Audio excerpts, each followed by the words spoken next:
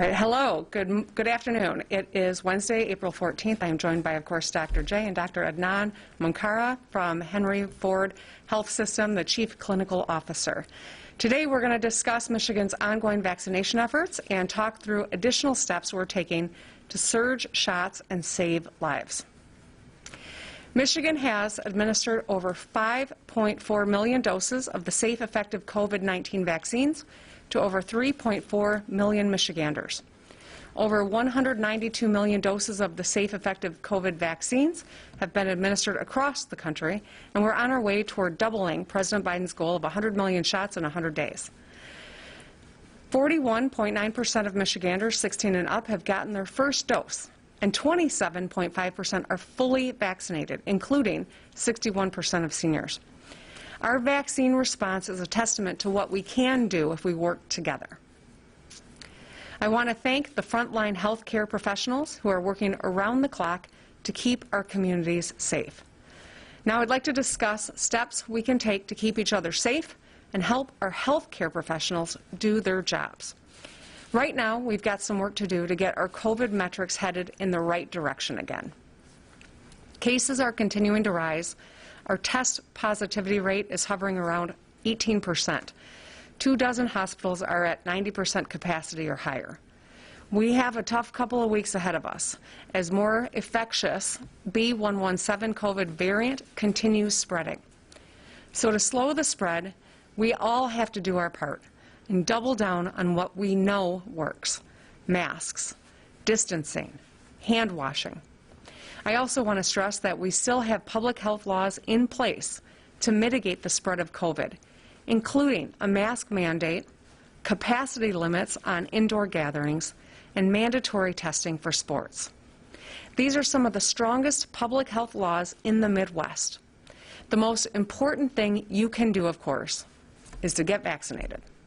The safe, effective COVID-19 vaccines are the most effective way to keep yourself and your family safe and help us return to normal. Just yesterday, the CEO of Pfizer said they are upping their COVID vaccine output by 10%. This is great news, and it demonstrates the hard work and ingenuity of Michigan workers who are making the life-saving Pfizer vaccine in Portage, Michigan. If we all do our part, I know we can slow the spread and put this pandemic behind us. But we also must find ways to keep people safe and out of the hospital. Today, we're here to discuss promising therapeutic treatments that are available to help those diagnosed with COVID-19 to avoid serious symptoms and to stay out of the hospital as we're facing this surge. Last Friday, April 9th, the National Institutes of Health COVID-19 Treatments Guidelines panel said they, quote, strongly recommend that Regeneron's COVID-19 treatment should be used in COVID-19 positive patients who are at high risk of clinical progression. The NIH's guidance was backed by data from a study of 4,500 patients showing that Regeneron's COVID treatment significantly reduced the risk of hospitalization and death. Regeneron and other therapeutics from Eli Lilly have already been granted emergency use authorization by the FDA, the exact same authorization given to the vaccines. So both treatments were granted this authorization back in November of last year. Regeneron and Eli Lilly offer a promising treatment for some people who have tested positive for COVID. Current data suggests both are effective, likely effective against B.1.1.7 variant, which is now the most common variant in the country. Notably, Regeneron was administered to President Trump late last year after he had COVID-19 and faced harsh symptoms. Regeneron's treatment very likely helped save the former president's life. It could save yours too. We are using every mitigation strategy, every medication, and every treatment option to help fight the virus here in Michigan. These treatments can be effective in preventing hospitalizations and deaths for those diagnosed with COVID, and we are ensuring providers across the state have the supplies they need to effectively treat Michiganders. They are another tool in our toolbox as we work hard to save lives. So how did you get it and who can get it? Well, Regeneron and Eli Lilly are monoclonal antibody treatments that are administered via infusion through an IV. In just a few moments, we will have Dr. Khaldun talk more about the science behind these treatments. So far, more than 6,600 Michiganders have received these treatments since they were approved for emergency use by the FDA in November. And 65% of patients report feeling better within 2 days, and less than 5% require hospitalization following the treatment. Currently, people with pre-existing or underlying health risks qualify to receive these therapeutic antibody treatments. This includes all seniors, anyone with high blood pressure, asthma, lung issues, heart issues, cancer, or anyone who is immunocompromised. Ideally, both monoclonal antibody infusions should be administered as soon as possible after a qualifying patient tests positive for COVID-19. So if you are diagnosed with COVID, talk to a physician to see if you are eligible for this treatment. Time is of the essence with these therapeutics. The sooner you receive them after you test positive, the more effective they will be. If you don't have insurance, this treatment is still available to you. We're proud to be removing this barrier right from the beginning to accessing this life-saving care. And I want to reiterate that COVID-19 vaccines are also free for all Michiganders. Regeneron and Eli Lilly antibody treatments can help keep you out of the hospital. They've also been shown to reduce the risk of symptomatic infection, meaning they could stop you from spreading COVID too. Approximately 30% of Michiganders we're seeing get diagnosed every day would qualify for these life-saving therapeutics. In Michigan, we're seeing spreading awareness of these treatments and taking steps to make them available to all Michiganders where they are at no cost. Currently, both Regeneron and Eli Lilly treatments are available at a few hospitals in Michigan.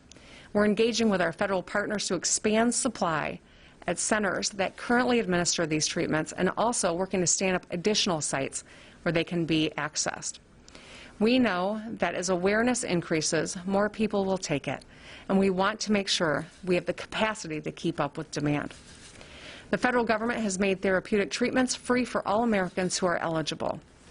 There are currently still some administrative costs if you get this treatment, but we are working with the federal government and healthcare providers to get these costs waived. I want you to know that we are doing everything we can to make this therapy available to everyone who qualifies for free as quickly as possible. However, I do want to be very clear. Therapeutics are another tool, but they are not a substitute for vaccination.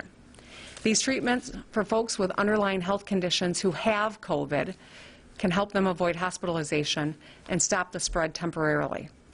A Michigander who receives therapeutic treatment is eligible to receive COVID vaccine 90 days after administration. And the vaccine is still the most effective way to protect you and your family from COVID. And I encourage all Michiganders 16 and up to get it. And we will help everyone who receives this treatment schedule their vaccine appointment when they are eligible for that as well. In addition to these therapeutics, we're working with the federal government to bring in additional doses of remdesivir, a drug that will shorten hospital stays and save more lives. Remdesivir was approved by the FDA for emergency use authorization in May of last year. The drug is used for people hospitalized experiencing severe COVID symptoms. Severe symptoms include patients with low blood oxygen levels, needing oxygen therapy, or those needing more intensive breathing support, such as a ventilator. In a clinical trial, remdesivir was shown to reduce recovery time for patients with severe symptoms. This is yet another tool in the toolbox that we can use to keep people safe and move them safely out of the hospital. As always, we remain laser focused on keeping people safe, rebuilding our economy, and getting back to normal. Now we have found more tools in our toolbox: antibody infusions and drug therapy. If you, a loved one, a neighbor, or a friend is diagnosed with COVID-19 and are eligible because of your age or pre-existing conditions, I encourage you to ask your doctor for therapeutic options as quickly as possible. I also encourage you to go to michigan.gov/COVID therapy to find a site administering the antibody treatments near you. The treatments offered by Regeneron or Eli Lilly could keep you out of the hospital and save your life.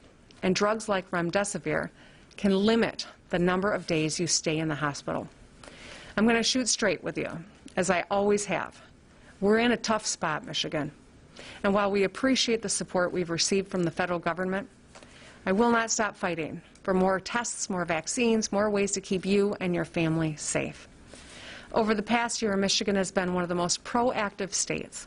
We took this seriously from the start and consistently led with science and data. I know how hard this year has been on all of us. I know we're all feeling pandemic fatigue, but we got to remember we're in this together. It's going to take hard work to beat this virus, but Michiganders are used to hard work, and we can beat this virus together. So I'm calling on Michiganders to continue their personal efforts to slow the spread by masking up, social distancing, and washing your hands. And of course, get vaccinated to keep you and your family safe and help us return to normal sooner. Now I'm going to turn it over to Dr. J. Thank you, Governor. So I continue to be incredibly concerned about our state's COVID-19 data. This week, we surpassed the COVID-19 case and hospitalization rates that we saw in the fall. Right now, Michigan has 574 cases per million people, 5 times where we were in mid-February. And data indicates we have broad community spread. The percent of tests that are coming back positive is around 18%, 5 times where we were in the middle of February. MDHHS is tracking about 1,152 outbreaks in counties across the state, including new outbreaks in K-12 schools, manufacturing and construction, long-term care, child care, retail, restaurants, and bars. Since January, we've identified 291 clusters associated with youth sports teams. Since last week, we've also seen 52 new outbreaks in restaurant and retail settings. Our lab has identified 2,753 variant cases in 62 counties across the state. And because of this sharp rise in cases overall, there are likely many more that we do not yet know about, which makes the risk of contracting COVID even greater. Hospitalizations are also still increasing, with many facilities continuing to report that they are at or near capacity. Over 18% of hospital beds are being used to treat COVID-19 patients. So I worked in the emergency department this past weekend, and I'll tell you, it was exhausting. We are seeing more and more people who are being diagnosed with COVID-19. Many of them are younger than what we were seeing with previous surges. We're trying to take care of both patients with COVID-19 and those who are coming in for other medical issues. And it is really putting a strain on our staff and our resources and our bed space, all of which are spread way too thin. Patients are again lining our hallways like they were last spring. This situation is very serious. We need to be using every tool in our toolbox right now to get these cases and hospitalizations down. Again, just because something is open and legal, it does not mean that you should be doing it. We have learned so much about this virus over the past 15 months. Mask work. Wear one properly over your nose and your mouth anytime you're going to be around someone outside of your household. Large gatherings are riskier, particularly if it is indoors and people are not distanced apart appropriately. Sitting in an indoor space, like a restaurant, where there's less ventilation and people are talking with their mask off, is simply not a safe thing to do right now. If you are sick, stay home and get tested. Get tested if you've been exposed or if you've recently traveled. And importantly, as the governor said, get vaccinated as soon as you are able. I also want to talk a little bit about yesterday's announcement from the CDC and the FDA recommending a pause on the Johnson & Johnson vaccine. So as of April 12th, 6.8 million doses of the Johnson & Johnson vaccine have been administered across the country, including a little over 209,000 here in the state of Michigan. Of that 6.8 million, the CDC received reports of 6 cases of a rare condition called cerebral venous sinus thrombosis, essentially a blood clot in the blood vessels around the brain, in combination with something called thrombocytopenia, which is a low blood platelet count. While these events are very rare, out of an abundance of caution, the CDC and FDA made a recommendation for states to pause on giving additional doses of the Johnson & Johnson vaccine while they are able to look at the data on those 6 cases more closely, which they are doing today and will be doing over the next several days. This proves that our monitoring system for these vaccines is robust and it works.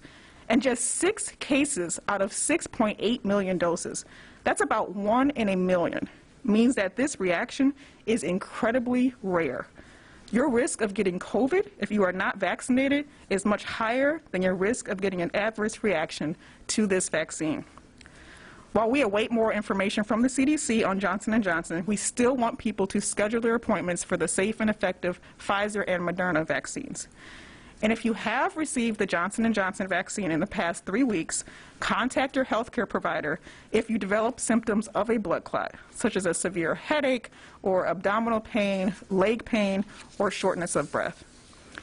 Again, these reactions were incredibly rare, just 6 cases out of 6.8 million. And while the CDC and FDA proceed with their thorough analysis of these cases and work to provide us with more information, the Pfizer and Moderna vaccines are still safe and effective in the path forward to ending this pandemic. As the governor mentioned, we have now over 5.4 million doses of the COVID-19 vaccines administered in the state. About 42% of Michigan residents over the age of 16 have had at least 1 dose. Let's continue to focus on achieving our goal of getting at least 70% of Michiganders aged 16 and up vaccinated as quickly as possible. And remember, there is so much you can do once you are vaccinated. Gathering with others in your home who are fully vaccinated without masks, traveling without testing if you don't have symptoms, not needing to quarantine if you are exposed. Vaccines give you the freedom and the peace of mind that your risk of COVID is low. Another very, very important tool that we are excited to talk about today that the governor mentioned are COVID-19 therapeutic medications. Therapeutic medications can potentially prevent high-risk people who have COVID-19 from needing to be hospitalized. It can shorten the number of days that you need to stay in the hospital, and it could even prevent deaths. Monoclonal antibodies, like the one made by Eli Lilly and the one by Regeneron, have been authorized by the FDA for use in some high-risk patients over the age of 12 with COVID-19 who do not need to be admitted to the hospital. Data from early trials suggest a 70% reduction in hospitalizations or death in high-risk patients treated with these monoclonal antibodies. To date, over 6,600 patients have been treated with this therapy across the state. That includes a one-time IV infusion that takes as little as 21 minutes. Our preliminary data from Michigan shows that 94% of people who received this reported no side effects, and the 6% who did reported mild side effects like headache, fever, or myalgias that went away. No one who received these medications thus far had a severe allergic reaction, and there was a very low rate of hospital admissions for those who did receive it. And now for those who are hospitalized with COVID-19, we have another therapeutic medication, as the governor mentioned, called remdesivir, that studies show may cut down on the length of time that someone may need to stay in the hospital. And that is so important now more than ever, especially with our COVID-19 hospitalization rates what they are. Thousands of people across the state have already received this medication. Our work on therapeutics, led by Dr. Bill Fales, our MDHHS EMS medical director, has been recognized by the Biden administration as leading the way in getting these therapies into our communities, including long-term care settings for homebound individuals and across hospitals and healthcare systems. We are working with the federal government to establish even more access points and to make sure everyone who is eligible for these medications in Michigan can get them. So if you test positive for COVID-19, you should ask your doctor if you qualify for these therapies and ask them where you can find them. It's important that you get this medication as soon as you can after you get your positive test result. You only qualify if it's within 10 days of developing symptoms, and the sooner, the better. You can go to our website, michigan.gov/COVID therapy to find out more. There are over 70 sites that are providing these monoclonal antibodies in at least 37 counties across the state. For all clinicians, it's on us to know that these therapeutics exist, and we should be proactive in identifying the appropriate patients and helping to get them access. As an ER doctor, I use remdesivir for my patients who need to be admitted to the hospital, and I screen my COVID-positive patients for whether or not they qualify for monoclonal antibodies, and I'm asking every doctor in Michigan to do the same. So the past 14 months has been very challenging, and especially the past couple of months in Michigan as our cases have climbed. But I still have hope. We know what to do. We just all have to come together and do it. And with that, I will turn it over to Dr. Munkara.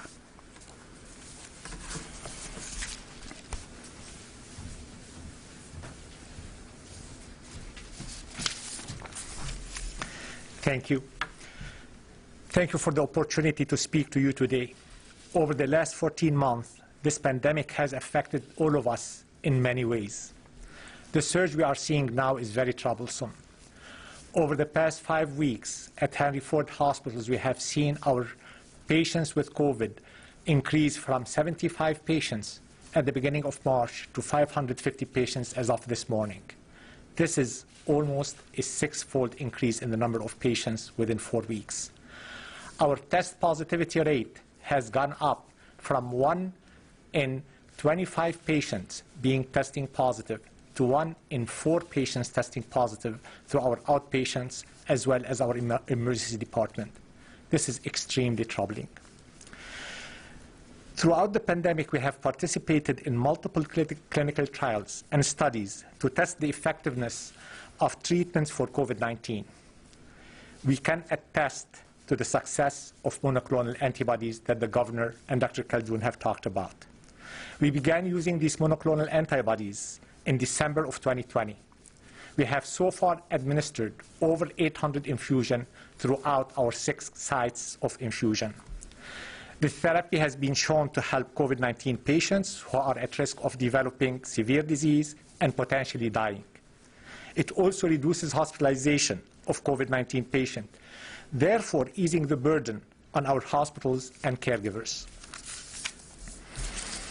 We are eager to continue leading this effort and are working closely with our partners in the state and in the federal government to expand the use of monoclonal antibodies, as the governor and Dr. Khaldun had mentioned. We are finalizing details for expansion plans and will be sharing those in the coming couple of days. Even with treatment breakthroughs like this one, we need everyone's help.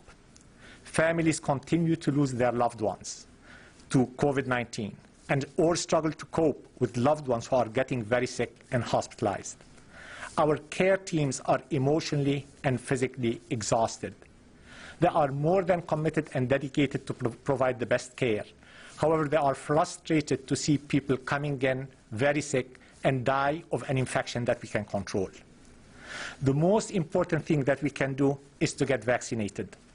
We know that some people are hesitant. Even with the current pause and planned review of the use of Johnson & Johnson vaccine, we have 2 other vaccines, Moderna and Pfizer, both of which are safe and effective. I and all my eligible family members have received the vaccine. We also need everyone to continue a good faith effort to practice the safety measures we have in place. They are simple, they work, and they save lives. Wear your mask, practice social distancing, avoid large gatherings, and wash your hands regularly. We know you have heard this over and over again, and you might be getting fatigued with that. But if we all truly do our part, we can end this pandemic together. Thank you.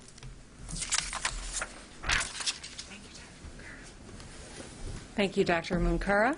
Appreciate your joining us today and the work that you're doing every single day. And Henry Ford, we really are so grateful. So with that, I know we've got time for a few questions today, and I understand we've got a little technical issues, so I'm going to call on a handful of reporters that are in the queue that my team tells me are ready to ask a few questions. So we'll start with Kyle M. Thank you, Governor. During this pandemic, Michigan residents have been told to stay home, limit their travel, do Zoom Thanksgivings, and limit their activities per your office's request as a way to prevent COVID spread, yet your head of the DHHS traveled to Alabama last week with COVID infection numbers reaching pandemic highs. How do you justify this to the residents who may feel that there may be two sets of rules in play here? Well, I think first and foremost, let me say this. I'm not going to get distracted by partisan hit jobs on my team. There have never been travel restrictions in Michigan. There just haven't been. What we have done is to ask people to be smart, to get vaccinated, to mask up. That is the key to traveling with confidence that you're going to be safe and not expose yourself or your loved ones to COVID or your community to COVID. So what directors do on their personal time is their business, so long as they are safe, which is what we're asking everyone in the state to do. Get vaccinated, mask up. If we all want the freedom to do these things that we're longing to do, that is the key to doing it with confidence that we're going to be safe and we're not going to expose anyone else to COVID. So go get your vaccine is my strongest response to everyone who's watching. That's the crucial component to us getting through this moment, and that's exactly what we are promoting within state government and across the state. All right, Dave B. is up next. Hi, Governor. Thank you for taking my question. Earlier, Dr. Calhoun, I believe, said, quote, "We need to be using every tool in our toolbox right now to get these cases and hospitalizations down." If that's the case, why don't you think it's important for yourself or the health department to issue new restrictions or regulations on businesses, gatherings, or restaurants? Well, at this juncture, we know that the tools at our disposal that can most dramatically improve outcomes for people in the state are vaccines, and that's why we're moving so swiftly to get people vaccinated. Over 5.4 million shots in arms. This is no small feat, 1 million in just the last 2 weeks. We are really moving quickly on that, and it's going to be incumbent on all of us to encourage our neighbors, our loved ones, our friends, our coworkers to get vaccinated. This monoclonal antibodies is an incredible treatment that has recently been endorsed by the NIH that we want to deploy in Michigan. It's no substitute for a vaccine. So number one tool we have is vaccine. Number two tool we have is masking. Both of those together are important. But if you get COVID, because we know that we've got a high percentage right now, a monoclonal antibody, if you are someone that qualifies for it, can be a lifesaver, and it can keep you out of the hospital. And that's what we're trying to do, is get our hospital rates down. We know a lot more about our common enemy than we did a year ago. We know that masking up is crucial. We know that social distancing is crucial. We're asking everyone in Michigan to do their part. Utilize this knowledge to keep yourself safe, to keep our communities safe. My personal recommendation is don't eat inside of a restaurant. You know, give your favorite restaurant your business. Sit in the outdoor area, or get takeout and take it home, or go to a park and enjoy this beautiful spring weather that we're having. But at this juncture, these are the most crucial things that we can do to bring down the high rate of community spread that we're seeing, and we're asking that everyone do their part. Rick A. Governor, as Kyle pointed out a moment ago, for over a year we have been asked to do any number of things, for staying at home for a period of time, a number of businesses not being over for a period of time, wearing masks virtually all of the time, yet we have the highest numbers in the country. Is there any logical reason that we are in this situation? Can you or Dr. Calhoun tell us why we have such high numbers? Well, here I'll tell you that this is the educated theory about what is happening here, and I can tell you this because we have had a lot of conversation amongst ourselves. We've had a lot of conversation with national experts with whom we check in every 3-4 months. People like Ashish Jha, Scott Gottlieb, Zeke Emanuel, Josh Sharfstein. These are the people you see on the national news all the time talking about public health and advising everyone from the White House to us here in Michigan. We were very successful for a long period of time at pushing COVID rates down in Michigan. 3%. We were the envy of most other states for a long period of time. We didn't know a lot about this virus a year ago. So we took action, and we were quite successful compared to the rest of the country. At this point, we are now 14 months in, and people are tired. Every single one of us is tired. I'm tired of this. Dr. J is tired of this. You know, and we are seeing people abandoning the protocols. We are seeing more mobility. That's what's happening. And the worst part is we now have the existence of variants here in Michigan that are just easier to spread. So you combine the fact that we've got reservoirs of people that we kept safe for a long period of time who don't have antibodies, and variants that are easier to catch. And that's a part of why we are seeing the increase that we have in Michigan. And that's precisely why we've got to make use of the moment of access to vaccines. Monoclonal antibodies, masking. These are the things that will help keep us safe until we get more of our residents vaccinated. And that's why we're asking everyone to take this seriously and do our part. But this is the thing that is contributing to where we are. The existence of variants, the existence of dropped guard because of fatigue, and the fact that we were very successful for a long period of time. Now that's good, because we bought a lot of time, we kept a lot of people alive, and now we have access to vaccines. But we've got to make the moment count and avail ourselves of these vaccines. Anything to add, Dr. J? Okay. Zach G. for the last question.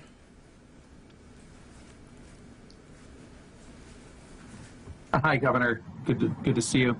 Following up on Dave's question, you said many times throughout 2020 that you were in the business of saving lives, that these restrictions on movements worked, that they pushed Michigan's curve down, and Michigan did quite a bit better than other states toward the end of the pandemic. And the death rate is climbing quite quickly right now, maybe not at the same rate as during the second wave, but it's gone from approximately 15 deaths per day to close to 40. And yet, it seems like you're very resistant to bringing back those restrictions. Is it because you think they won't work this time? Well, we're having a lot of conversation about what makes sense to contribute to bringing down the spread. But here's what we know. The national experts with whom we consult have said you don't have a policy problem. Michigan still has some of the strongest protocols in place, capacity restrictions, we've got mask mandate. Other states have dropped all of these things. We still have them in Michigan, and yet we have high positivity. So it's not a question about whether or not the policy is the right policy. It's really more of a testament to the fact that we have combining issues. We have variants that are very present here in Michigan in greater numbers than other states are seeing. We have reservoirs of people who didn't get COVID, thankfully, but are now vulnerable to these variants.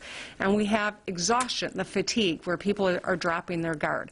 And that's precisely why, instead of mandating that we're closing things down, we are encouraging people to do what we know works. That's the most important thing that we can do. It's not the policy problem. It is a variant and compliance problem, and that's why we really need everyone to continue taking this seriously, to do your part. I know that no parent wants to see their child get COVID-19. I know that none of us wants to see a loved one get sick, and yet it's on every single one of us to do our part to make sure that doesn't happen.